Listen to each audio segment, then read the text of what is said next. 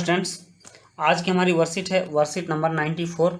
और इस वर्कशीट में हम लोग कक्षा 5 के हिंदी विषय के रिमझिम भाग 5 को पढ़ेंगे, जिसमें कि हम लोग अभी लोनपो गार वाली राख की रस्सी कहानी को डिस्कस कर रहे हैं। आपने कहानी में पढ़ा होगा कि किस तरह लोनपो गार अपने बेटे को शहर में भेड़ लेकर भेजता है कि इन भेड़ों से पैसे कमा कर लाओ। और उसका बेटा भोला था, लेकिन उसकी मदद एक लड़की करती है और उस लड़की की मदद से वो पैसे कमा कर लाता है। बाद में लोनपो गार फिर जाता है, देखता है, बात आगे बढ़ती है और लड़की की शादी अपने बेटे से करवा देता है। तो चलिए अब आगे देखते हैं आगे क्या करना है हमको। नमस्कार बच्चों, आप सबने कहानी राख की रस्सी पढ़ी। कहानी के अंत में लोनपो गार अपने बेटे की शादी उसी लड़की से करवा देता है जिसने लोनपो गार के बेटे की मदद की थी। क्या आपने सोचा कि इसके बाद क्या हुआ होगा? चलिए सोचिए और इस कहानी को आगे बढ़ाइए। तो आप अब अपने मन से इस कहानी को आगे बढ़ा सकते हैं, कुछ भी कल्पना कीजिए और कल्पना करके आप उस कहानी को आगे बढ़ा सकते हैं। तो मैंने भी एक छोटी सी कल्पना की है, आप उसको देख लीजिए और वैसा भी आप लिख सकते हैं। उस कहानी को आगे बढ़ाते हुए मैंने लिखा है कि शादी करवाने के बाद लोनपो गार अपने बेटे और बहू को लेकर घर आते हैं। वह लड़की जिससे उनके बेटे की शादी हुई थी काफ़ी चालाक थी। उसने लोनपो गार के बेटे से व्यापार करवाया और व्यापार का देखरेख स्वयं करने लगी, जिससे वह व्यापार काफ़ी फला फूला और आगे उनकी ज़िंदगी खुशी से बीतने लगी। तो बच्चों, ये थी आपकी कहानी की आगे की सोच। अब चलिए पुनः हम वर्कशीट की ओर चलते हैं। हाँ, तो ये जो मैंने कहानी का आगे का श्रृंखला जो आपको बताया है और कल्पना जो बताया है, उस कल्पना को आप यहाँ लिखेंगे इस जगह पर, यहाँ जो खाली जगह दी गई है उस पर, और यदि नहीं तो आप अपने कॉपी में भी लिख सकते हैं। चलिए अब यहाँ प्रश्न 1 दे रहा है, आप इस प्रश्न को देखिए। आपने जो पाठ में पढ़ा कि लोनपो गार ने अपने बेटे को जौ के बोरे लाने को कहा था। गेहूं और चावल की तरह जौ भी एक तरह का अनाज है।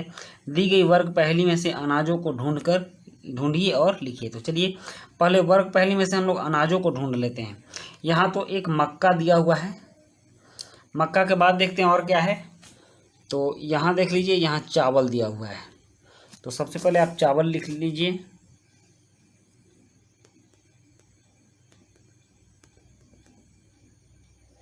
चावल हो गया।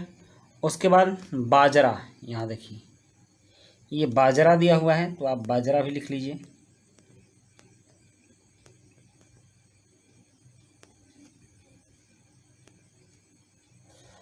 उसके बाद यहाँ देखिए गेहूं दिया हुआ है, आप गेहूं भी लिख सकते हैं। गेहूं और कुछ दिख रहा है आपको? यहाँ जौ है, आप जौ भी लिख सकते हैं।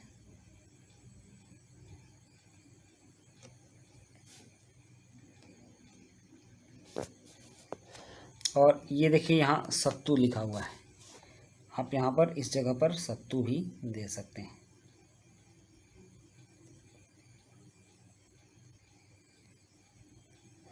हो गया।